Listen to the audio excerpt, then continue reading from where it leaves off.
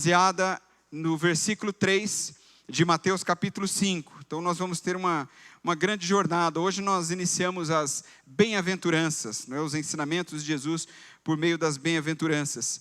E nós somos gratos a Deus por Jesus Cristo ter nos trazido essa mensagem tão poderosa, tão maravilhosa, que toca o nosso coração, e que transforma a nossa vida.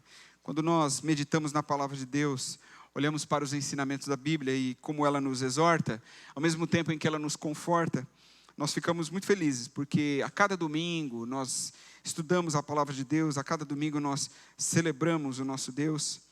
E agora eu quero convidar você então para, junto comigo, estudar este versículo 3 de Mateus capítulo 5. O tema da mensagem que eu escolhi para essa noite é o caminho da riqueza. Então eu quero partilhar com você nessa noite sobre esse tema. Eu tenho certeza que Deus vai falar ao seu coração, assim como Ele também já falou ao meu coração. Então o versículo, Mateus 5, versículo 3 diz assim: Bem-aventurados os pobres em espírito, pois deles é o reino dos céus. Amém? A Bíblia conta a história de homens e de mulheres que começaram pobres e que depois eles terminaram ricos, não é?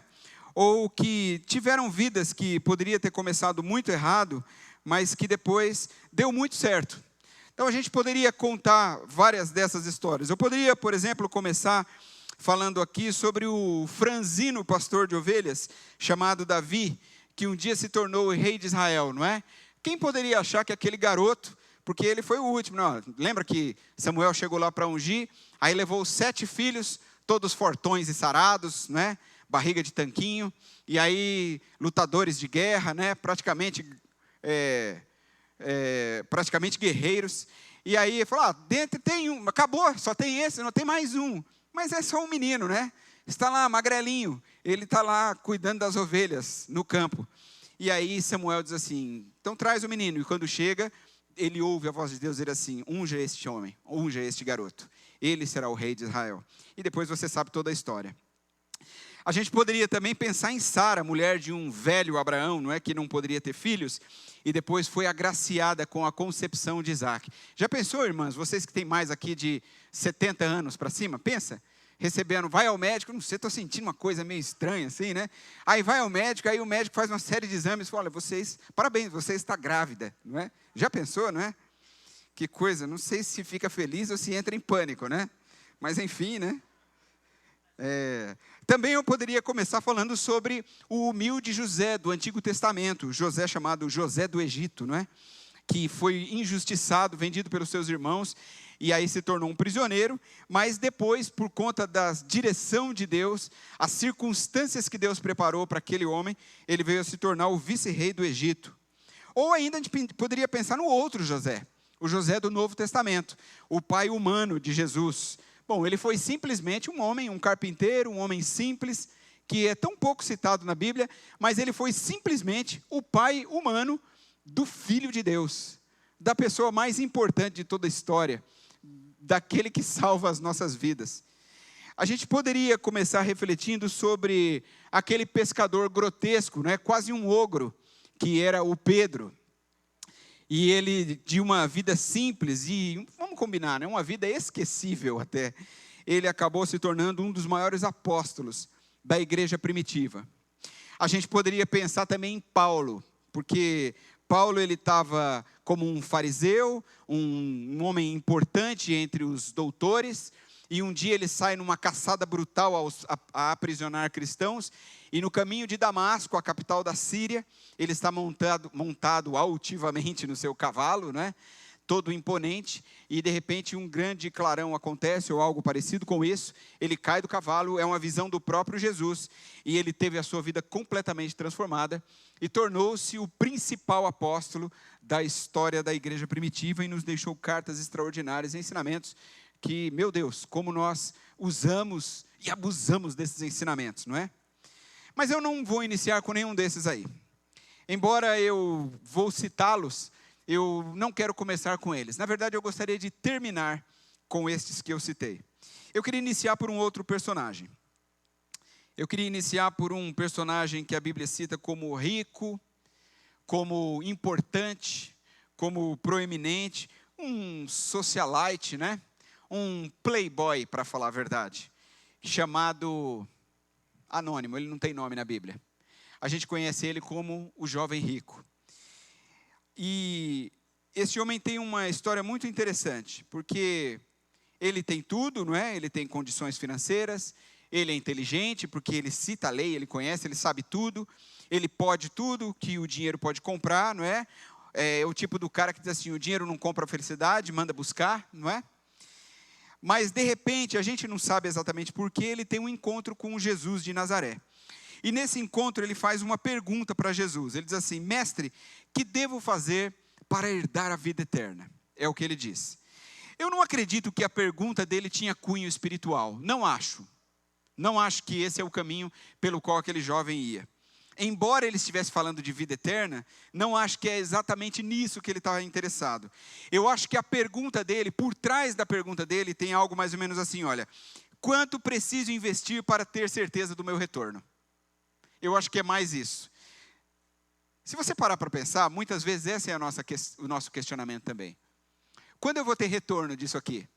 Quando eu vou ter retorno de servir a Jesus? Não é? O que isso vai me render? Se você parar para pensar bem, às vezes eu acho que a gente meio que no subconsciente reage dessa forma à vida cristã. Bom, e aí Jesus diz para ele assim, se você quer entrar na vida, essa é uma das linguagens, né, bíblica. Se você quer entrar na vida, a NVI vai dizer mais ou menos assim, obedeça aos mandamentos. Então, Jesus passa a lista para esse rapaz. É como se aquele jovem, né, aquele playboy, ele fizesse um cálculo mental e ele pensasse assim, bom, vamos ver. A lei diz, não adulterarás. Aí ele, isso aqui é uma conjectura, tá bom, gente? Aí ele pensa assim, bom, eu tenho flertado aí com algumas garotas, mas nada sério. Quando eu me casar, eu prometo que eu vou ser um cara direito, né? Vou parar com essa vida de curtição aí, eu vou me dedicar a uma mulher só, não é? Vou imaginar que ele tivesse dito assim, ó, não matarás. Bom, esse é outro mandamento. Bom, eu jamais matei ninguém. Só algumas pequenas desavenças aqui e ali. Já tive vontade de matar alguém, né? Até talvez me perguntaram isso aí. Pastor, naquela época tinha muitos pastores se matando, né? Aí perguntou, pastor, você está bem, né? Você não está querendo se matar, não? Falou, não, eu já pensei em matar algumas pessoas. Mas eu mesmo me matar ainda não pensei nisso não, né? Então, outra, ele vai para um outro mandamento. Bom, diz lá, não furtarás, não é? Bom, eu acho que isso não inclui alguns pequenos subornos que eu tenha feito, né? Para facilitar a minha vida. Imagino ele pensando assim, né? Bom, pelo menos, graças a Deus, nunca precisei do dinheiro de ninguém. Então, eu sempre me virei com tudo que eu tenho mesmo, não é? É uma espécie de autojustificação. Gente, isso não está na Bíblia, tá? Isso aqui é uma conjectura dentro do que, normalmente, no campo do nosso pensamento paira, né? Aí ele diria assim, ó, bom, tem o outro lá que diz assim, não dirás falso testemunho. Aí ele fala assim, essa aí passa. Eu não sou de ficar falando mal dos outros, não sou fofoqueiro, não fico falando mal de ninguém, quando eu vejo as conversinhas ali, eu já caio fora mesmo. Né? Honra teu pai e a tua mãe. Bom, de vez em quando eu dei uma visitada lá nos velhos, lá, e aí eu bato um papo com eles, e estou sempre indo lá, eu acho que eu estou bem com a lei, eu acho que tá bem. Então, seguramente ele responde para Jesus, isso sim está na Bíblia, ele diz assim, a tudo isso tenho obedecido ao longo de toda a minha vida. Então, você não sente um quê de mim e de você nisso aqui? Não é? Não, eu estou fazendo tudo certinho. Eu estou seguindo o que a Bíblia manda. Eu leio aqui, eu vejo que eu estou dentro do padrão. Eu fico pensando qual teria sido a cara de Jesus, né? O semblante de Jesus no meio disso. Talvez Jesus deu um sorriso e disse assim, né? As palavras que ele vai dizer em seguida. Eu acho que seguindo a linha de raciocínio daquele mesmo jovem, entrando na onda dele, Jesus poderia até ter dito algo do tipo assim, olha, tá bom, então só falta uma coisa para você. Venda tudo o que você possui e o resultado da venda, o dinheiro que você vai arrecadar, você reparte entre os pobres. E aí então, agora eu vou acrescentar, tá?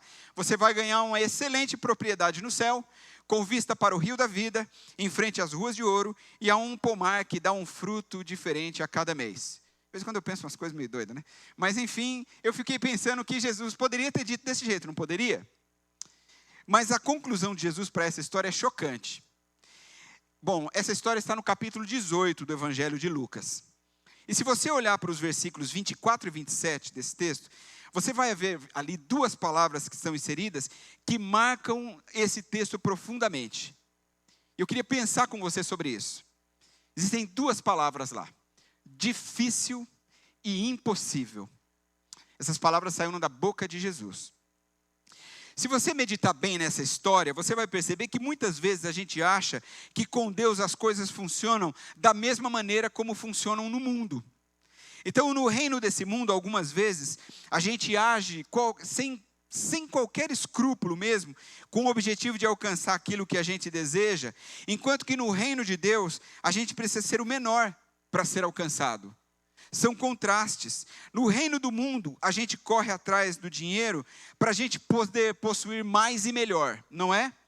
Então, você ganha mais dinheiro, você quer mais. Você ganha mais dinheiro, você quer melhor. Enquanto que no reino de Deus, o que a gente quer custa muito mais do que a gente pode pagar. No reino desse mundo, a gente precisa ser perito no que a gente faz. Senão a gente não se encaixa. Senão a gente perde o emprego. Senão a gente é excluído. Senão a gente está fora. Mas no reino de Deus não precisamos sequer de um currículo. Não precisa. A gente só precisa no reino de Deus de um redentor. Graças a Deus por isso. Sabe por que é dessa forma? Eu coloquei uma frase aí para você. É porque as coisas mais difíceis, as coisas impossíveis aos homens, são possíveis para Deus. Amém?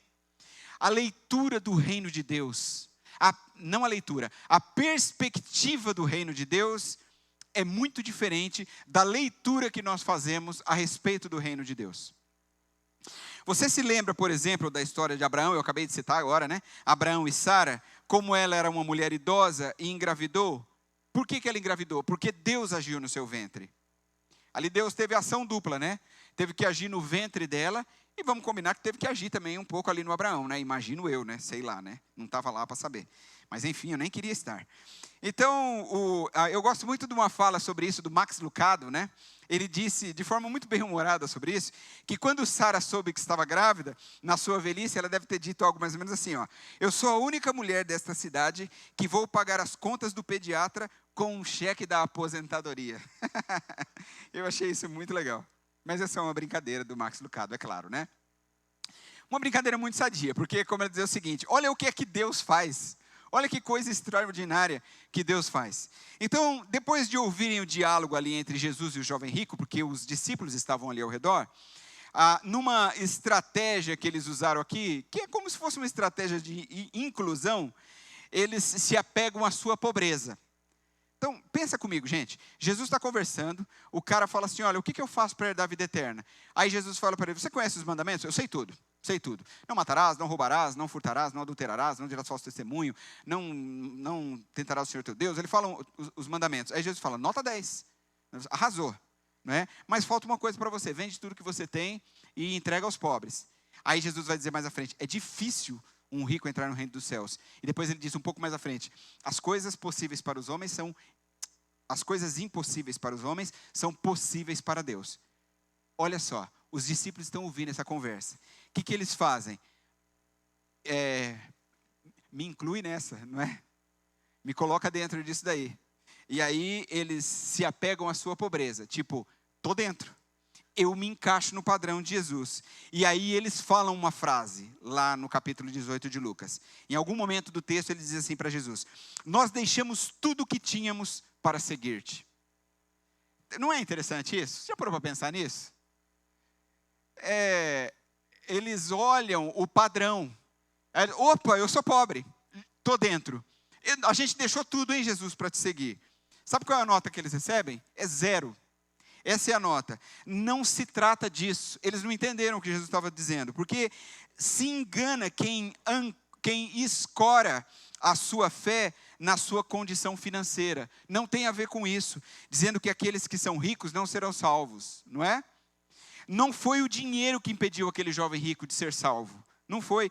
Sabe o que é que o impediu? Foi a sua autossuficiência. Então não foram as posses materiais.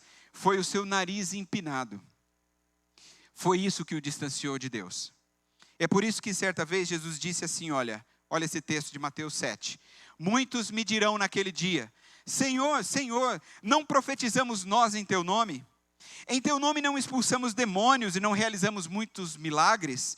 Então eu lhes direi claramente, nunca os conheci, afastem-se de mim, vocês que praticam o mal. Embora aqui não está falando de riqueza, mas a gente entende aqui que Jesus está nos dizendo o seguinte: não é por meio das ações que vocês acham que vocês estão fazendo, as atitudes de vocês que fazem com que vocês se aproximem de mim. Pois essa é a mensagem da primeira entre as bem-aventuranças. Bem-aventurados os pobres em espírito, é o que diz o texto, pois deles é o reino dos céus.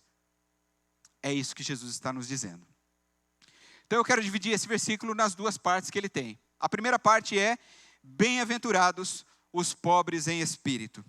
Então o primeiro passo para você ser feliz, que é o bem-aventurado, é na verdade um pedido de ajuda. É como se fosse um reconhecimento da nossa destituição moral. Essa admissão de uma pobreza interior. Então não tem a ver com o bolso, não tem a ver com a conta bancária, não tem. Tem a ver com o coração. A gente deixa de exigir justiça para clamar por misericórdia. Então é assim, olha, eu tenho bastante dinheiro, faço muita doação. Não é isso. Eu sou tão pobre, mas eu estou aqui. Não é isso. Você deixa de exigir justiça, porque se você pensar assim, você está exigindo justiça. É como se dissesse assim, Deus, eu estou fazendo, então agora me dá, não é? Mas o clamor é por misericórdia. Então é evidente que Jesus estava falando muito mais de uma condição espiritual aqui, do que de uma atitude... É muito mais de uma condição espiritual, de uma coisa assim mais da alma, sabe? Do que de uma coisa, de uma situação, de uma condição socioeconômica. Não é disso que Jesus está tratando aqui. Ele aproveita o momento ali com o jovem rico para transmitir o ensinamento a ele e a todos que estão ao seu redor. A gente precisa entender isso aqui muito bem, gente, porque também a gente não pode sacralizar o pobre, sabe? Por causa da sua pobreza, e nem demonizar o rico por causa da sua riqueza. Ninguém é feliz, ninguém é santo por ser pobre. Não tem nada a ver com isso. É evidente que com exceções, né? Mas em muitas situações, a pobreza é inclusive sinal de rebeldia contra Deus. Sabia disso? Então ela pode ser originada na preguiça ou na irresponsabilidade, não é? Você já viu pessoas que às vezes elas vêm nos buscar para que as ajudemos, mas elas não fazem nada. Então, por exemplo, você já viu isso. Às vezes acontecem casos de pessoas que procuram as igrejas ajudam, e depois quando as igrejas vão ver, essas pessoas não trabalham, não procuram algo para fazer, não se esforçam, não fazem a sua parte. Muitas vezes são fruto dos seus próprios pecados, da sua decisão, a sua decadência moral, social, e elas ficam escoradas. Bom, a gente vive num país onde, infelizmente, nós estamos criando um sistema de distribuição de dinheiro pela proposta governamental, que já cria um país de pessoas que muitas vezes utilizam-se dos recursos, mas elas não estão dispostas a se desenvolver. Por todas as razões, não é? Algumas porque não querem mesmo, outras porque o Estado não proporciona condições para isso, né? Enfim, nossa questão aqui não é política, mas a gente vê que isso é da natureza humana, buscar esse tipo de postura. Então, muitas vezes, a pobreza é resultado da nossa falha diante de Deus mesmo, da nossa rebeldia contra Deus. O pobre em espírito é aquela pessoa que é desprovido de tudo e depende exclusivamente de Deus. Então, aliás, ao usar essa palavra pobre, a gente corre o risco de materializar a bem-aventurança. Tem que usar até a palavra pobre, tem que usar com cuidado. Existe diferença entre ser pobre e o ser pobre em espírito, como Jesus está dizendo no sermão. Bem-aventurados os pobres em espírito. Porque aí a gente às vezes vai para, o pobre é feliz, é bem-aventurado. Jesus ama mais o pobre do que o rico. O pobre em espírito. Então é bom lembrar que Deus colocou, por exemplo, a eternidade no coração do homem, e por isso nem todo o ouro da terra pode preencher o vazio da nossa alma. Lembre-se que quando eu preguei no ano passado, eu disse que a grande questão que o homem enfrenta, não importa o que você faça. Amanhã você vai estar cheio de trabalho, amanhã você tem um monte de atividades para desenvolver. Amanhã a sua semana começa com tudo, né? Você já começa nível power já, e você já, né, já manda ver, e as coisas vão acontecendo ao seu redor, todas as suas atividades. Mas fala a verdade, que sempre existe um momento no seu dia que o seu coração aperta, que a sua alma anseia. Sempre existe isso. Em todos nós, há um momento em que nós pensamos em Deus. Há um momento do nosso dia que nós lembramos de uma pregação. Há um momento do nosso dia que nós paramos para orar. Há um momento do nosso dia que nós afligimos o nosso coração por situações. É a busca da nossa alma. Isso acontece constantemente. Isso acontece todos os dias, com todas as pessoas. E a grande pergunta, como eu disse domingo passado, do coração humano é: como é que eu faço para ser feliz? Esse é o grande questionamento da humanidade. Só o Senhor e a sua palavra, o sangue de Jesus Cristo, o próprio Jesus Cristo e a sua graça redentora pode preencher o vazio do coração humano. Os pobres em espírito, eles reconhecem a sua condição e eles querem se enriquecer do conhecimento de Deus. Bom, por outro lado, é importante a gente considerar também que em nenhum lugar da Bíblia a pobreza é exaltada. Então, Deus sempre levantou profetas, por exemplo, para acusar a monarquia que vivia no alto poder, no alto luxo, enquanto o povo vivia na miséria. Então, Deus levantou profetas, por exemplo, como Amós, como Miqueias, né? Amós é o meu profeta entre os livros proféticos menores, é o meu preferido. A mensagem de Amós é extraordinária. Ele fala sobre a injustiça social, né? A sua mensagem é focada nisso. É muito interessante ler, estudar Amós. E depois nós temos também Miqueias, né, que foi um profeta, um pastor no campo. Então ele cuidava das ovelhas, cuidava de rebanhos, era um homem pobre, portanto. E aí ele prega contra a injustiça social. Ele sofria na própria pele.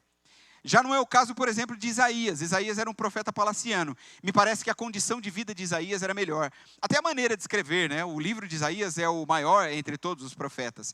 E a maneira como ele escreve, você vê, você percebe ao ler o seu nível intelectual. Isaías tinha as portas abertas. Ele não precisava pedir licença para chegar na presença do rei. Ele entrava no palácio, tinha toda a liberdade. Isaías era mais ou menos como Billy Graham foi nos nossos dias, né, que orava com os presidentes dos Estados Unidos, com muitos presidentes dos Estados Unidos. Inclusive, na posse desse último, foi o filho dele que orou ali na posse presidencial, não é? Então, Billy Graham é um homem que tem uma história maravilhosa. Um pastor batista falecido quase com 100 anos. Então Isaías era assim também. Mas o fato de Isaías ser um profeta assim, mesmo assim ele podia chegar na presença do rei, coisa que outros profetas talvez não conseguissem. Mas ele podia olhar cara a cara ao rei e declarar a injustiça social que o povo sofria. Então a Bíblia não exalta a pobreza, em lugar algum. Então a desigualdade social é rebeldia contra Deus. Você acha que Deus está contente de ver tanta miséria, tanta fome, tantas pessoas morrendo ainda de fome pelo mundo? Não é uma coisa terrível de pensar? Talvez nós que hoje vivemos numa situação e que devemos agradecer a Deus por isso, tenho certeza que se você quiser sair daqui e comer uma pizza, ou se quiser daqui sair ali ao shopping, comer uma porção, ir ao McDonald's, ao Burger King, você pode fazer isso, não é verdade? Porque Deus tem dado para nós condições para isso. Eu tenho certeza que todos vão chegar em casa e tem algo para comer. Você já imaginou que existem pessoas no mundo que neste momento não têm absolutamente nada para comer?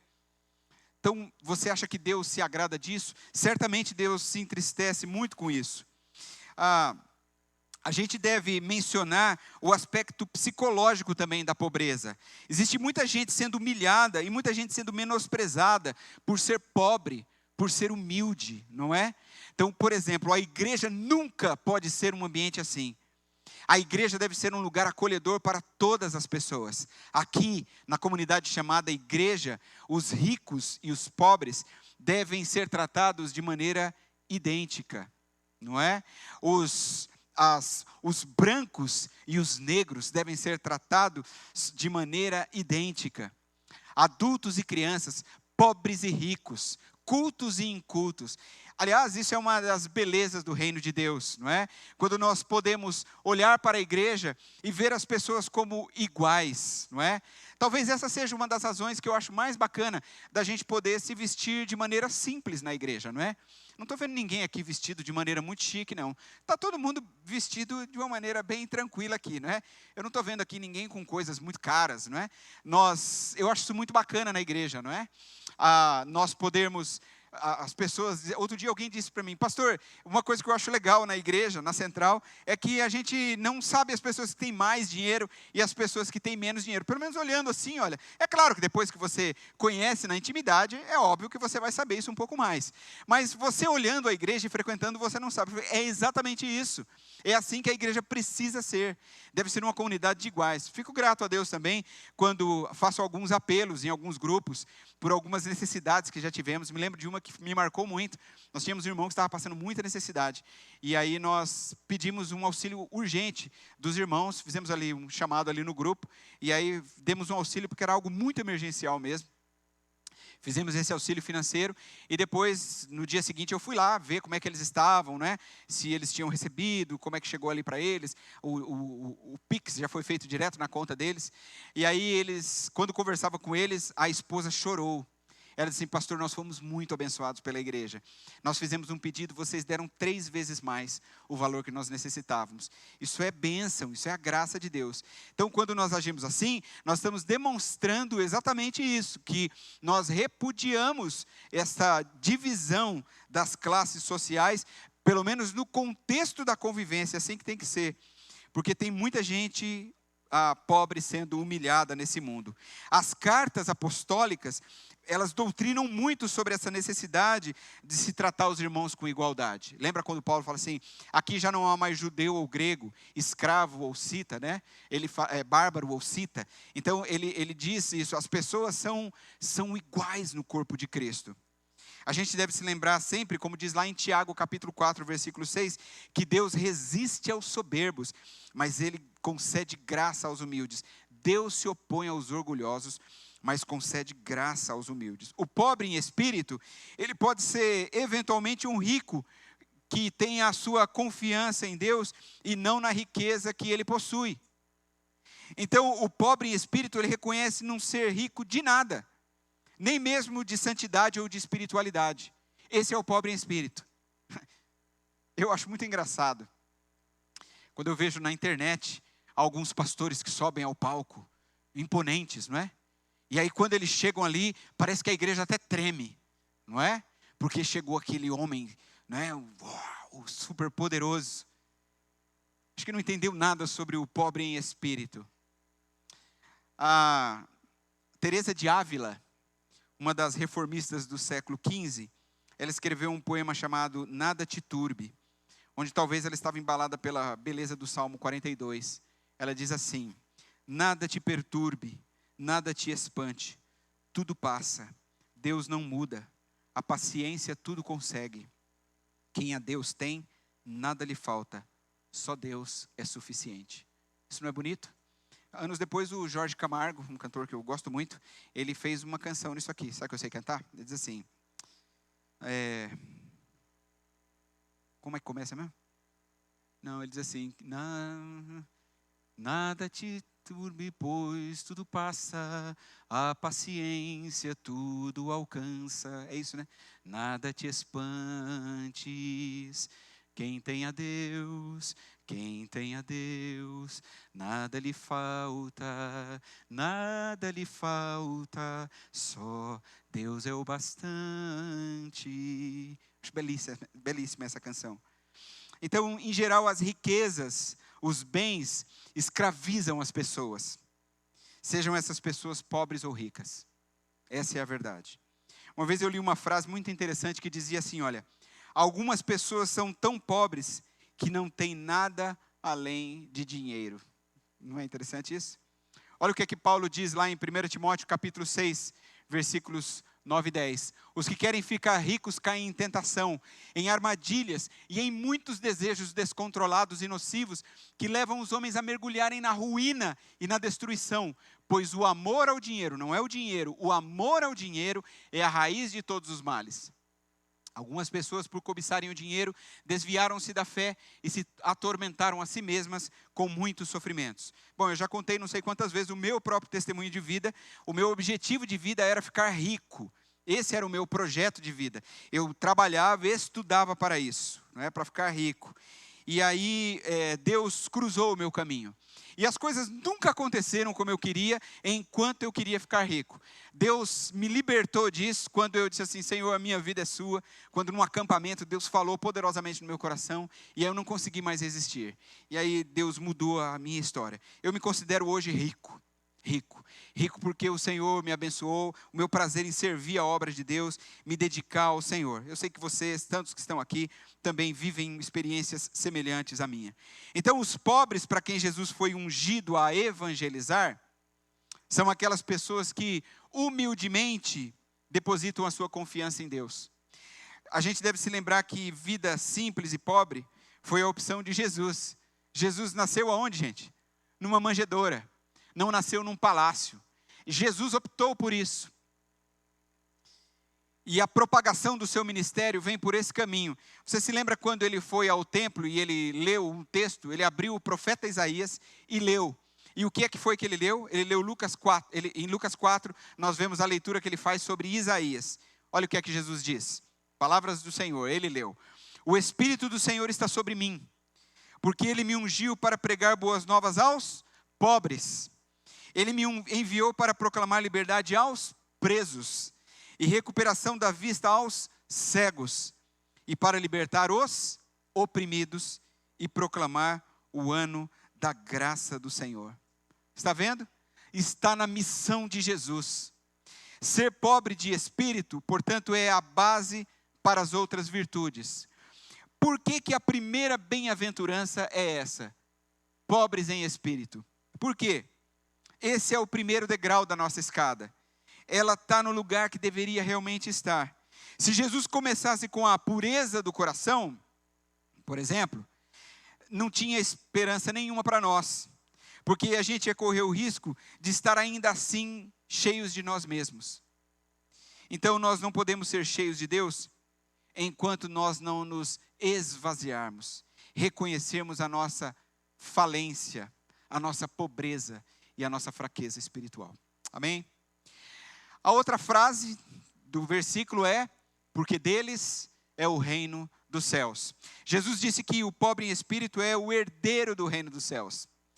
E essa aqui não é uma palavra de, sabe assim, de mero consolo da parte de Jesus para os seus discípulos, como se fosse uma recompensa para eles deixarem tudo para segui-lo. Porque foi o que os discípulos falaram lá: a gente deixou tudo para te seguir, hein? A gente está dentro, né? Essa foi a fala deles. Isso aqui não tem a ver com essa recompensa, não há essa negociação, essa barganha. Isso aqui ele está falando de uma virtude interior. Jesus está falando aqui de uma grandeza de alma.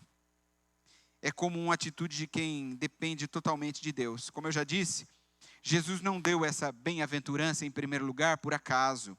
O propósito de Jesus é que os seus discípulos compreendessem que para ser bem-aventurados, para ser alegres em todos os aspectos da vida, era necessário primeiro declarar dependência total, esvaziar-se a si mesmo. Não é interessante você pensar, por exemplo, no caso de Pedro e os seus companheiros de pesca? Esses caras eram ricos? Não eram, né, gente? Eram pescadores humildes, gente pobre. E aí Jesus diz para eles assim: sigam-me, eu vou fazer de vocês pescadores de homens. E aí eles deixaram tudo. Gente, vamos combinar, eles já tinham um pouco demais. E eles deixaram tudo para seguir a Jesus. Talvez isso seja um símbolo para nós do esvaziar-se. Deixar que o Senhor seja soberano sobre tudo em nossa vida. Aliás, esse é o aspecto exclusivo do reino de Deus. Ele não é para todos, embora o evangelho deve ser pregado para todos. Não é todo mundo que consegue entender e não é todo mundo que consegue viver isso aqui.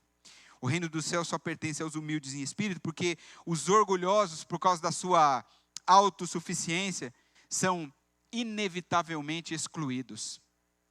Então, existiam algumas palavras ditas pelo John Stott, que eu achei maravilhosa e trouxe para vocês.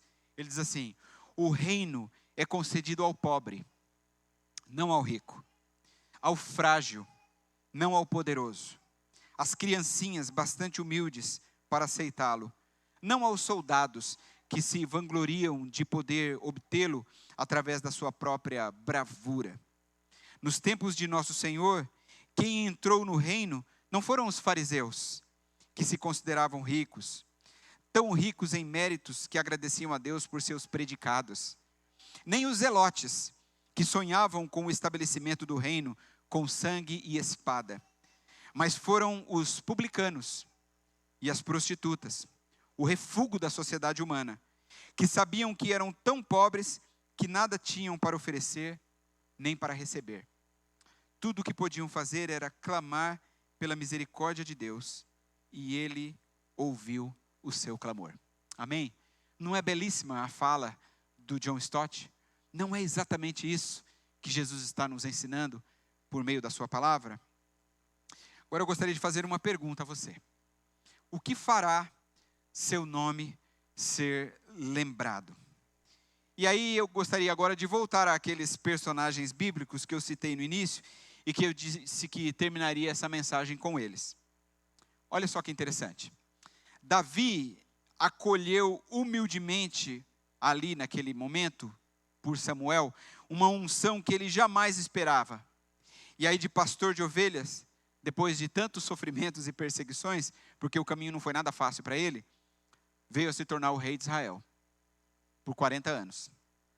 Bom, Sara foi a outra pessoa que eu citei, a mulher de um velho Abraão, que não poderia mais ter filhos, foi agraciada com a concepção de Isaac. E a partir deste Isaac, formou-se uma grande nação, que existe até hoje. E que agora entendemos que Deus estava formando o seu povo, a sua igreja, olhando para os nossos dias.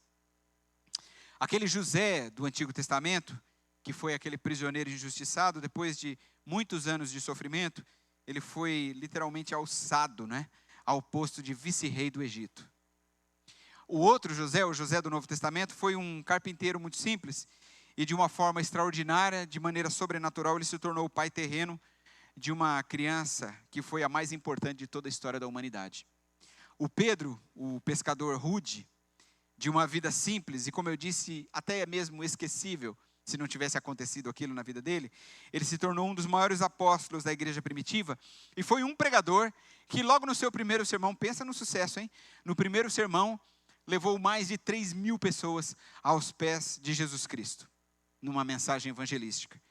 Paulo, aquele perseguidor implacável, fariseu segundo a lei, como ele mesmo dizia, versado, estudado aos pés de Gamaliel, que era o maior mestre do seu tempo, ele estava ali sentado no seu cavalo, tombou diante daquele encontro com Jesus Cristo e a sua história foi completamente transformada e ele se tornou aquele apóstolo porque a graça de Cristo foi muito abundante em sua vida e depois ele reconhece e escreve muito sobre essa graça. Bom, o que é que esses personagens têm a ver com o jovem rico ou como eles contrastam? Olha que coisa interessante. Davi foi um rei que nunca foi esquecido, até hoje. O seu nome é símbolo, não é? O seu nome está na história de Israel, e a estrela que está no centro da bandeira de Israel, ela é símbolo do próprio Davi. É a estrela de Davi que está lá. Sara, que tinha o nome de Sarai, na verdade, recebeu essa mudança de nome para Sara. Sara significa princesa. Sabe o que é Sarai? Sarai era estéril. E agora ela é mudada para Sara, princesa, porque ela é mãe de multidões. Olha José do Antigo Testamento. Ele deixou de ser um prisioneiro, teve o seu nome mudado para um nome egípcio, Zafenate Paneia. E esse nome dá a ele o título de vice-rei do Egito. O José do Novo Testamento, ele ficou marcado. Quem se lembraria de José? Um carpinteiro comum, um judeu entre tantos ali. Que valor ele teria? Mas o seu nome ficou marcado porque ele cuidou dos primeiros passos de Jesus. Ele deu a Jesus os primeiros ensinos como filho. Ele levou Jesus à escola. Ele ajudou Jesus a se tornar um homem. Jesus era carpinteiro, não era? Aonde ele aprendeu a ser carpinteiro? Porque ele trabalhou com seu pai. Estava ali dia a dia, trabalhando com o seu pai. Você é o filho de Deus, que bom. Mas você vai construir cadeira, armário junto comigo. Deu a ele uma profissão. Fez dele um homem digno. o semi-analfabeto Simão, que foi transformado por Jesus, Jesus disse assim: você não vai mais se chamar Simão. A partir de hoje o seu nome é Pedro, que é a pedra. E ele entregou a sua vida para Jesus por completo. E o Saulo? O Saulo teve o seu nome mudado para Paulo. Paulo nunca fez um curso de missões. Paulo nunca se reuniu com uma comissão de sucessão pastoral. Ele nunca leu um livro sequer sobre crescimento de igreja. Ele simplesmente foi inspirado pelo Espírito Santo e ele se deixou inundar com esse amor maravilhoso que torna possível aquilo que é impossível, a salvação que está em Jesus Cristo.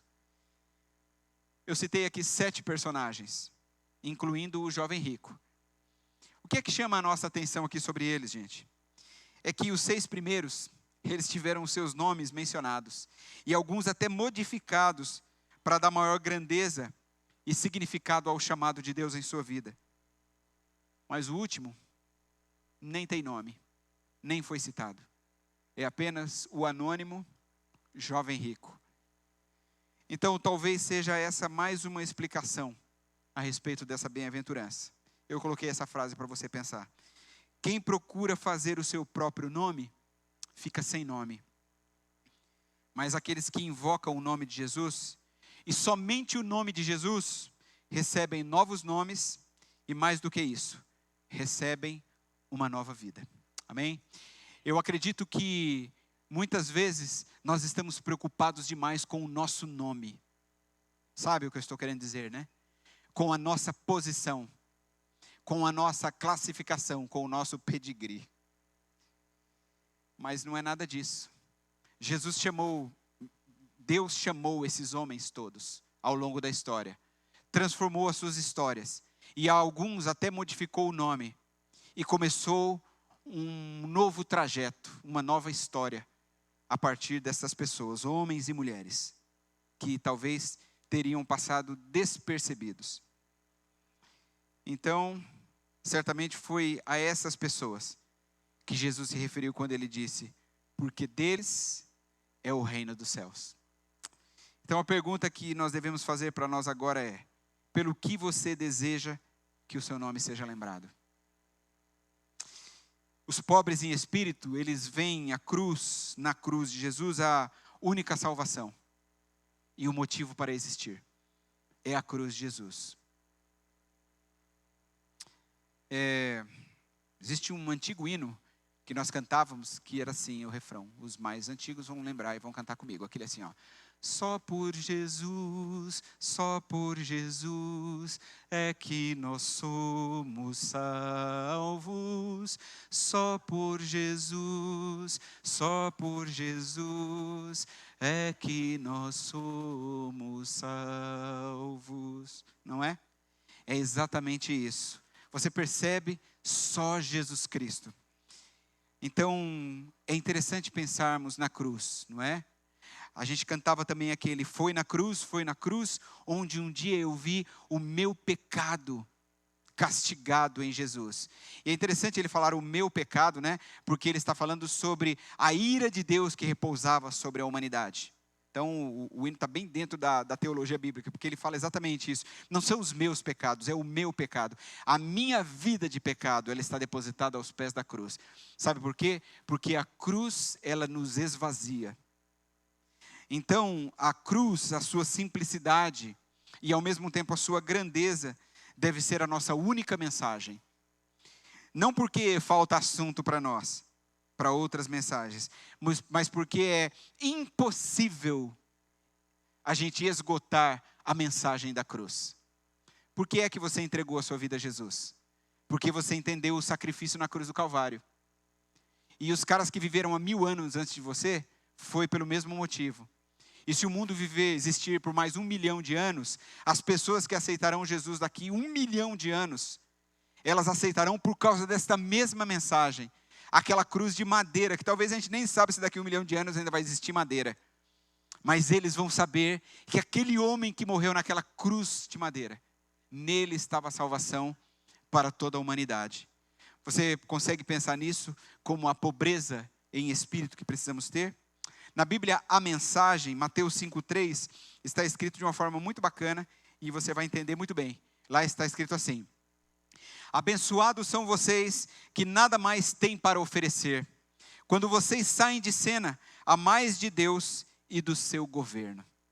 É assim que o Eugene Peterson, ele traduziu ou interpretou Mateus 5,3. A palavra pobre no texto original é a mesma usada para se referir, por exemplo, lá ao mendigo Lázaro, da parábola contada por Jesus lá em Lucas 16. Lembra-se daquele mendigo? Ele vivia uma vida miserável, mas ele tinha a firmeza de Deus no seu coração, porque na parábola ele vai para o seio de Abraão, não é? Não é assim que diz lá?